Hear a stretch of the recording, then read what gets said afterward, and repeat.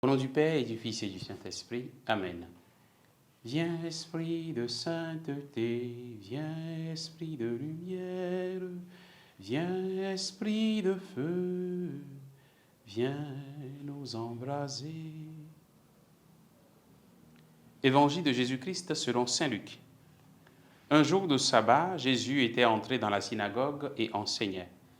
Il y avait là un homme dont la main droite était desséchée. Les scribes et les pharisiens observaient Jésus pour voir s'il ferait une guérison le jour du sabbat.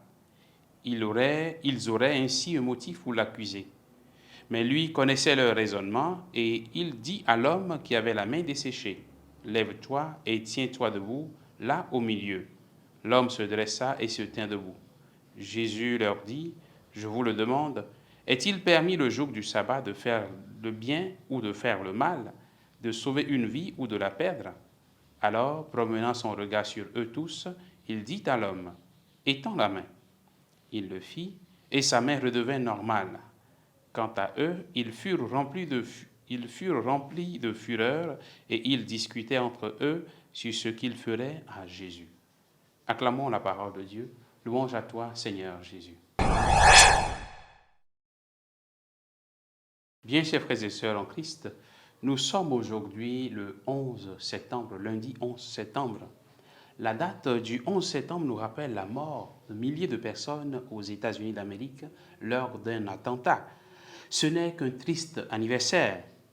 Malheureusement, de tristes anniversaires, il y en a bien souvent ces derniers temps avec la montée de la violence et de la mort dans nos sociétés.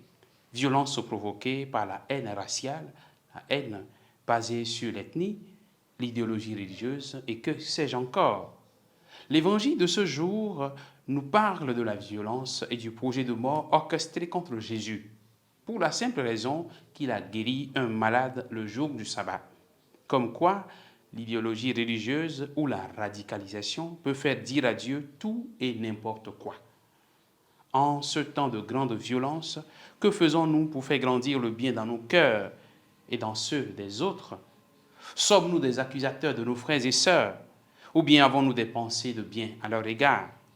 Au cours de cette journée, frères et sœurs, je voudrais nous inviter à faire chacun l'effort de faire du bien aux autres à travers des pensées positives, à travers des pensées de bien, des paroles bienveillantes et des actions pleines de charité. Que le Seigneur nous aide à grandir dans le bien vis-à-vis de nos frères et sœurs. Au nom du Père et du Fils et du Saint-Esprit. Amen.